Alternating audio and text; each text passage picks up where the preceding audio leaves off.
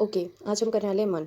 मन पूरक पठन है और पूरक पठन में ऐसी चीज़ें डाली जाती हैं जो कि हमें स्टूडेंट्स को ये सोचने पे इनकरेज करती है कि ये चीज़ें हैं, ऐसी चीज़ें हैं तो क्यों हैं, और मोटिवेट करने वाली चीज़ें और थोड़ा-सा हमें थिंकिंग और क्रिएटिविटी पे मजबूर करने वाली चीज़ें होती हैं।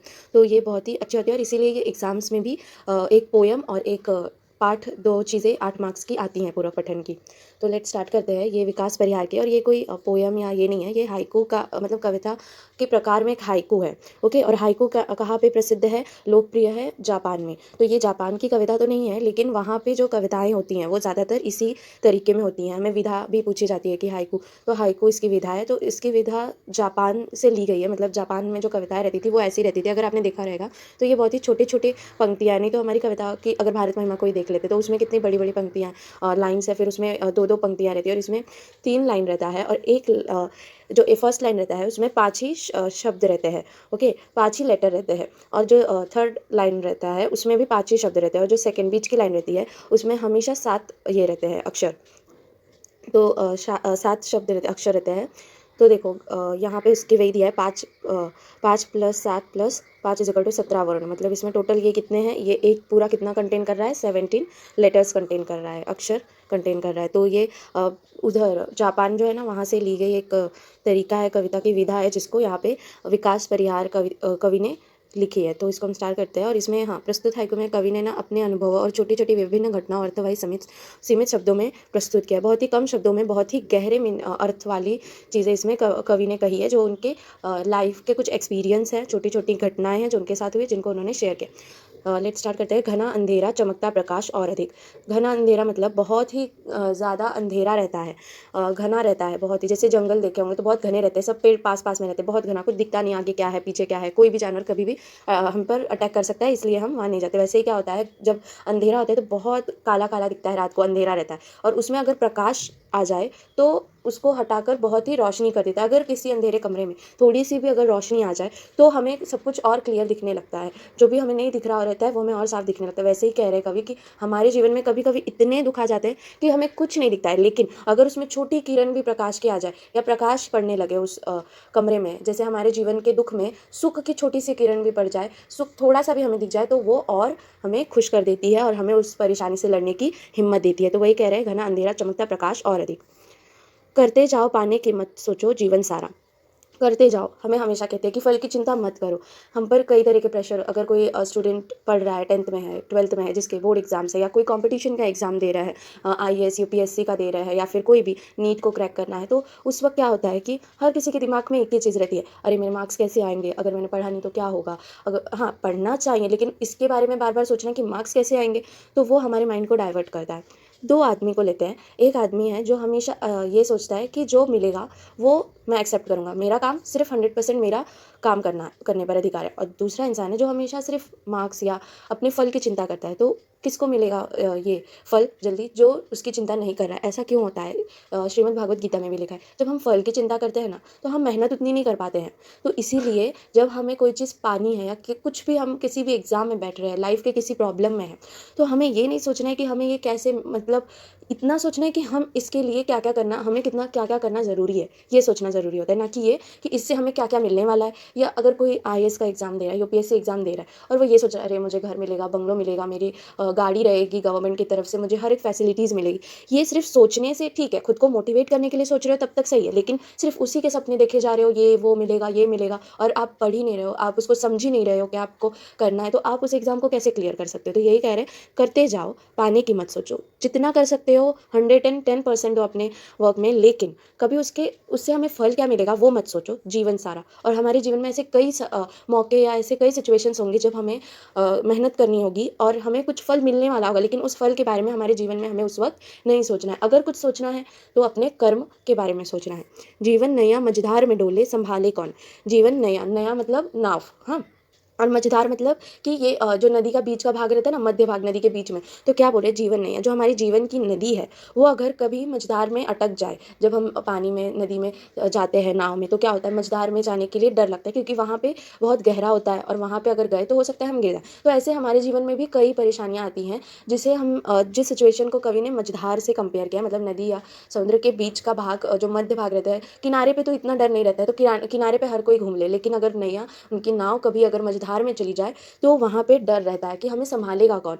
तो हमें हमारे जीवन में जब भी कोई ऐसी समस्या आए जिसमें हमें लगे कि हम नहीं निकल सकते हैं, तो हमें प्रयत्न करते रहना चाहिए, क्योंकि समस्या किसी से बड़ी नहीं होती है, हमारी सोच से बड़ी नहीं होती। हम जितना सोचते हैं हम उतना करते हैं, हम जो सोचते हैं हम वो कर सकते हैं, अगर हम उस पर अपनी मेहनत करते हैं और देते हैं।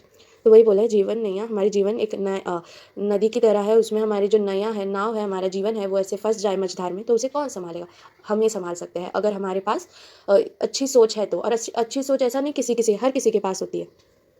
रंग बिरंगे रंग संग लेकर आया फागुन, फेब्रुवरी का मंथ जो रहता है ना, मतलब हिंदू में हिंदू कैलेंडर अगर देखेंगे तो उसमें फागुन आता है, तो वो फरवरी मार्च के बीच का होली का त्यौहार उसके नज़दीक रहता है। ओके, तो फागुन में होली का त्यौहार रहता है, तो वही बोलते हैं कि फागुन त्यौहार, माह जब आता है, मतलब मंथ जब आता है फागुन, तो क्या रहता है कि रंग बिरंगे, मतलब होली का त्यौहार आता है, तो वही बोल रहा है कि रंग संग लेकर रंग बिरंगे त्यौहार लेकर आता है। वैसे जीवन में हमेशा दुख ही नहीं रहता है, जब सुख आते हैं तो वो रंग बिरंगे जो होली का त्यौहार है उसकी तरह कंपेयर किया गया है, कि उसकी तरह वो चीज़ें आती हैं। जैसे फागुन के महीने में रंग संग लेकर त्यौहार आते हैं, वैसे हमारे जीवन के दुख में, जीवन की जो मझधार में हम फंसते हैं, वहाँ पे भी खुशी की लहर आती है, और कुछ कुछ आशा की किरणें आती हैं। कांटों के बीच खिलखिलाता फूल देता प्रेरणा। ओके, कांटों के बीच, अगर देखा होगा तो हर गुलाब का फूल अगर देखें तो गुलाब के फूल के आजू बाजू कांटे होते हैं, फिर भी वो फूल खिलता है, मतलब उगता है, खिलता है। ऐसा तो नहीं वो कली बनकर ही बैठा रह जाता है, नहीं, वो खुलता है। वही कह रहे हैं हमारे जीवन में, जैसे किसी फूल है तो कांटे होंगे, फूल अगर कांटे हैं तो फूल होंगे, फूल है तो कांटे, दोनों को एक दूसरे को कंप्लीट करने के लिए रहना ही होता है। और वो क्यों रहते हैं कांटे, उसे शौक है उसको कांटे रहने का, नहीं, उसको हर परेशानी से बचाने के लिए, फूल की कलियों को बचाने के लिए लोग यूं जाके तोड़ आते हैं, तो वो चीज़ें ना हो। ओके, तो इसलिए कांटों के बीच खिलखिलाता फूल देता प्रेरणा।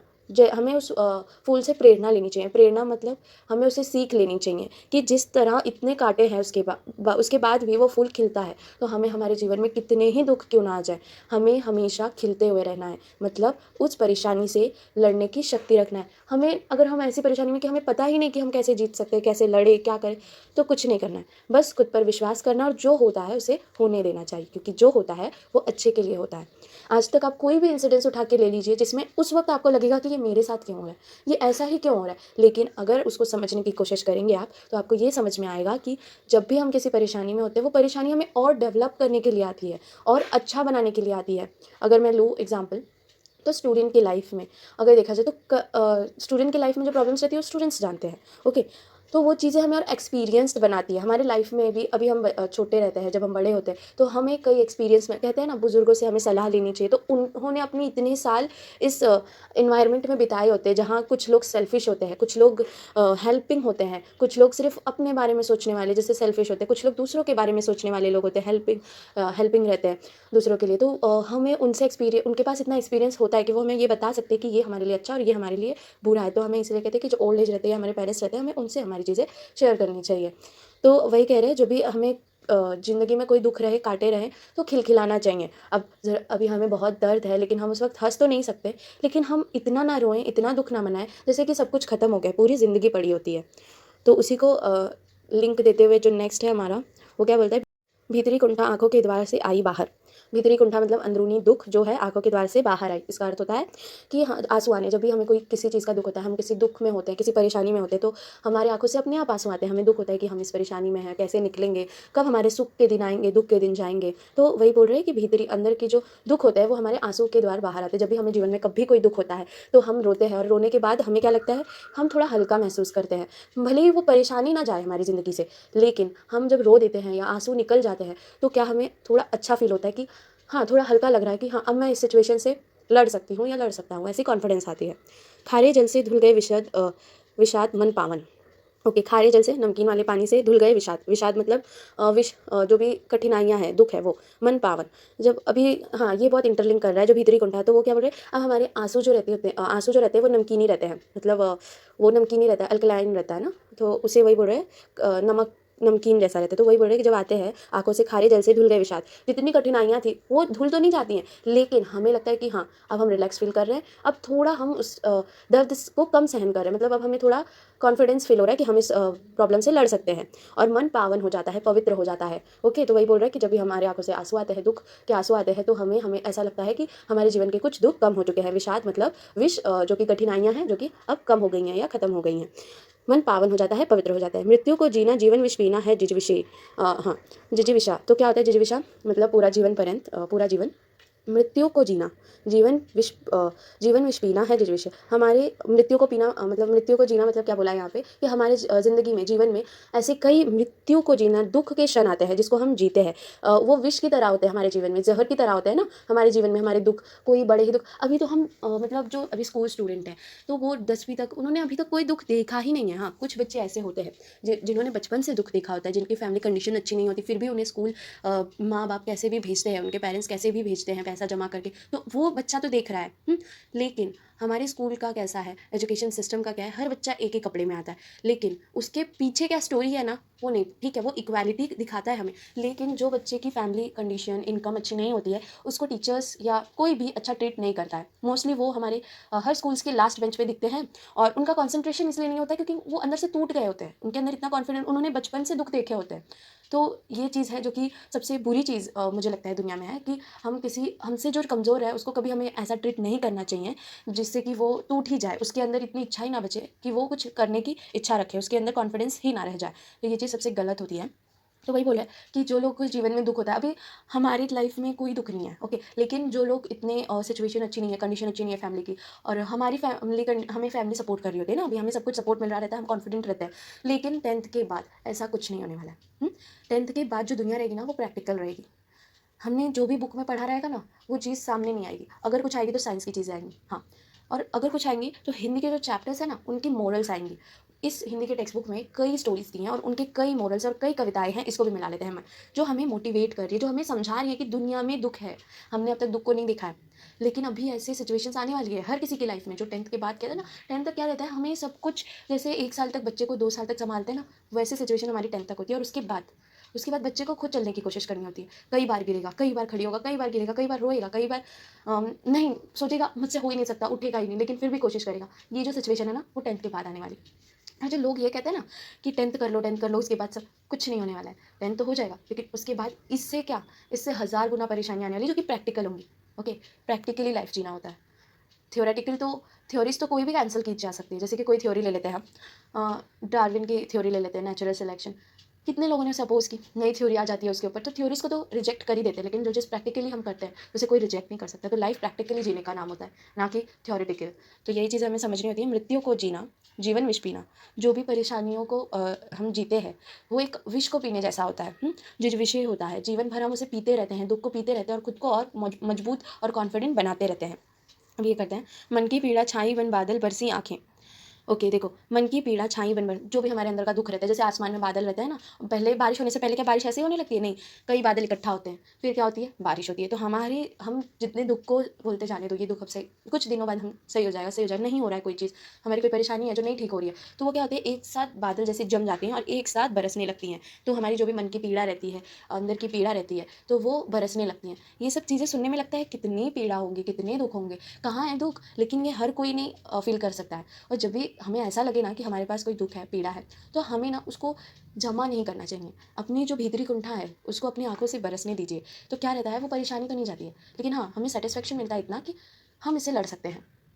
पर्सनल एक्सपीरियंस है, बट सच है कि देखा भी है कई लोगों की, जब भी हमें कोई प्रॉब्लम रहे ना, तो रोना, कहते हैं ना, रोना नीचे, रोना नीचे। हाँ, पूरा दिन रो रहे हो तो वो चीज़ हेल्थ को इफेक्ट करेगी, बट 5 मिनट भी अगर आपकी आंखों से आंसू गिर जाते हैं, so you will feel relaxed and satisfied with your problems. तो वही बोले, छाई बन बादल बरसी आंखें, जब भी मन में कई पीड़ा, जैसे बादल इकट्ठा हो जाते हैं, बरसने लगते हैं, तो वैसे ही मन के सारे दुख इकट्ठा होकर बरसने लगते हैं। चलती साथ पटरियाँ रेल की फिर भी मौन। चलती साथ, ओके, क्या बोलती है, हाँ, जो पटरी की रेल रहती है उस पर, वो भी तो साथ में चलती है ना, जब ट्रेन उस पर चलती है, तो जो रेल की पटरियाँ रहती हैं वो भी तो साथ में ही चलती हैं, लेकिन वो मौन रहती हैं, वो कुछ नहीं बोलती हैं। वैसे ही हमारे जीवन के साथ होता है। दुख और सुख हमारे साथ होते हैं। ओके, दुख बोल के नहीं आता और ना ही सुख बोल के आता है। दुख सुख बोल कर आते जाते नहीं हैं, मौन ही रहते हैं।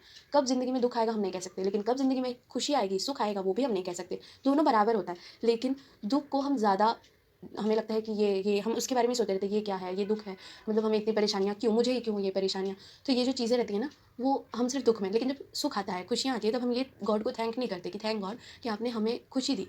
खुशी के लिए हम अगर कुछ बुरा होता है तो हम उसको ब्लेम गॉड को ही करते हैं, मोस्ट ऑफ द टाइम बहुत लोग करते हैं जब बहुत प्रॉब्लम्स में होते हैं। लेकिन जब खुशियाँ आती हैं, सुख आती है, तब हमें थैंक भी तो करना ज़रूरी है। अगर हम ब्लेम कर रहे हैं किसी चीज़ के लिए, लेकिन जब वही चीज़, वही गॉड अगर हमारे साथ कुछ अच्छा कर रहा है तो हमें उसे थैंक भी करना चाहिए। तो वही बोल रहे हैं कि चलती साथ पटरियाँ रेल की, ट्रेन के साथ हमारी पटरियाँ जो रहती हैं वो भी साथ में ही चलती है, लेकिन मौन रहती हैं। जैसे हमारे जीवन में हमारी कितनी भी कठिनाइयाँ हो, कितने भी दुख हो, सुख हो, सब कुछ हमारे साथ ही चलती हैं, बट मौन रहती हैं, कुछ नहीं बोलती। मौन मतलब शांत रहती हैं। सितारे छिपे बादलों की ओट में सोना आकाश। जब देखा होगा रात में कई बार ऐसा होता है कि बादल आ जाते हैं, सितारे तो वहीं रहते हैं, सितारे कहीं आते जाते नहीं हैं, हम ही रिवॉल्व करते हैं क्योंकि हमारा अर्थ रिवॉल्व करता है। ओके, तो यही बोल रहे हैं कि बादलों की ओट में कभी कभी सितारे बादलों के पीछे छुप जाती हैं। ओट मतलब पीछे। ओके, बादलों के पीछे छुप जाती हैं और हमें आकाश कैसा दिखता है, सोना आकाश दिखता है। अगर हम अभी की बात करें तो मुंबई में भी जो आकाश है वो सोना दिखता है।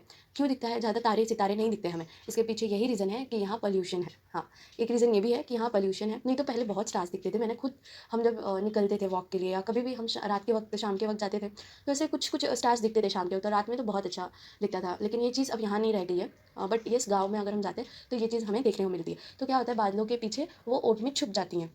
तो हमारी ज़िंदगी में भी उसको रिलेट किया है कि हमारी ज़िंदगी में भी कई सुख जो रहता है ना, वो परमानेंट रहता है। हाँ, वो रहते ही है, जैसे तारे हमेशा रहते हैं वैसे ही रहते हैं। लेकिन उस सुख में हमें, उस सुख को मतलब हमें ये लगे, जैसे द पुल्ले पोयम था कि रेस्टलेस है हमारी लाइफ। क्यों है रेस्टलेस? हमें हर चीज़ का वैल्यू होना चाहिए ना, हमें भगवान ने जो भी चीज़ दी है उसके लिए हमें थैंक करना चाहिए। तो वही यहाँ पे बोल रहे हैं कि जो बादल होते हैं वो दुख की तरह होते हैं, जो आ जाते हैं सुख के ऊपर, कुछ देर के लिए आते हैं। ऐसा नहीं होता वो परमानेंट होते हैं, नहीं, वो कुछ देर के लिए आते हैं और फिर चले जाते हैं। लेकिन जब तक वो रहते हैं तब तक हमें कॉन्फिडेंटली उसका सामना करना होता है। तो ये बोले, सितारे छिपे बादलों की ओट में सोना आकाश। तो आकाश बहुत ही सोना दिखता है, हमें सिर्फ दुख दिखाई देते हैं। तुमने दिए जिन गीतों को स्वर हुए अमर। तुमने जो, हम कोई कवि है जो गीतों को स्वर दे देता है, कोई गाना गा देता है, तो वो क्या होते हैं, कुछ गाने देखा होगा बहुत अमर हो जाते हैं, फेमस हो जाते हैं। तो वैसे ही हमारी ज़िंदगी के साथ होता है। हम जो भी हम जब भी मरे ना, तो हमें लोग ऐसा याद करें, हमारी ये नाम हमेशा सबको याद रहे, हमारे कर्म याद रहे। ओके, हमारे कर्मों से हमारी पहचान होनी चाहिए। हमने जो कर्म किए इस फील्ड में, उस फील्ड में, उससे लोग हमें याद करें, ना कि हमारी बुरी चीज़ों से। तो वही कह रहे हैं, कोई कोई गाने अगर देखे होंगे तो बहुत फेमस हो जाते हैं। क्यों? उसमें जो स्वर दी होती है, जो आवाज़ होती है, उसकी वजह से गाने, और उसके लिरिक्स की वजह से गाने फेमस होते हैं। तो वही बोल रहे हैं, कुछ गाने जो फेमस हो जाते हैं, मतलब अमर हो जाते हैं, ज़िंदगी भर लोग याद रखते हैं, उनके पीछे उसका स्वर, जो उसकी धुन होती है, जो उसका गाने का तरीका, उस कवि या गीतकार पे निर्भर करता है। तो हमारे जीवन में भी हमारे पास कई दुख होते हैं, लेकिन उन दुखों से लड़कर हमें हमारे जीवन में इतने अच्छे कर्म करने चाहिए कि हमारा दुख छिप जाए। दुख छिप जाए तो क्या होगा, हमारे दुख छिप जाए और हमारे जो कर्म है उससे लोग हमें पहचाने। सागर में भी रहकर मछली प्यासी ही रही। मछली जो सागर देखा होगा, समुद्र, तो उसमें मछली रहती है ना, तो मछली उसमें ही रहती है, फिर भी प्यासी क्यों रह जाती है? क्योंकि वो खारा पानी होता है और उसे मीठे पानी की तलाश होती है, जो कि जो समुद्र होता है उसकी गहराई में मिल सकती है। हाँ, नदी या समुद्र जिसमें मछली रहे, उसमें उसकी गहराई जो रहती है वहाँ पे उसको अच्छा पानी, मतलब उसके स्वाद अनुसार मीठा पानी मिलता है। नहीं तो ऊपर ऊपर नमकीन पानी रहता है, खट्टा, अरे सॉरी, नमकीना पानी रहता है, जो सॉल्ट वाला वाटर रहता है वो। तो मछली फिर भी प्यासी इसीलिए रहती है सागर में रह के, क्योंकि उसे मीठे पानी की तलाश होती है। तो हमारे जीवन में भी ऐसे ही होता है। अगर हमें सुख चाहिए या अगर हमें कुछ ऐसा काम करना है जिसके लिए हमें लोग अमर रहें, हमारे कर्म अमर रहें, तो हमें बहुत मेहनत करनी होगी, अच्छे काम करने होंगे, अच्छे कर्म करने होंगे, तभी हमें लोग अमर रखेंगे, हमारी चीज़ें, हमारे कर्म को अमर रखेंगे। अगर हम किसी के भी एग्जाम्पल ले लें, महात्मा गांधी या फिर सावित्रीबाई फुले, ये सब कुछ, इन सब लोगों ने क्या किया था, कर्म किया था। फल उन्हें नहीं पता था कि ये फल उन्हें, इतना पता था कि कुछ तो मिलेगा, इतना हमें पता रहना चाहिए, कुछ तो मिलेगा, जो मिलेगा अच्छा मिलेगा। और वही हुआ, उन्होंने बहुत मेहनत की, हमारे देश को आज़ादी दिलाई, हमारे देश में शिक्षा दी और हम सभी को शिक्षित किया। तो वही कहते हैं, सागर में रहकर मछली, हमें अगर कुछ अच्छा कर्म करना है, अपने दुखों से बाहर आना है, तो बहुत गहराई तक जाना होगा, मतलब बहुत मेहनत करनी होगी। तो यही था पूरा पोयम, हाइकू।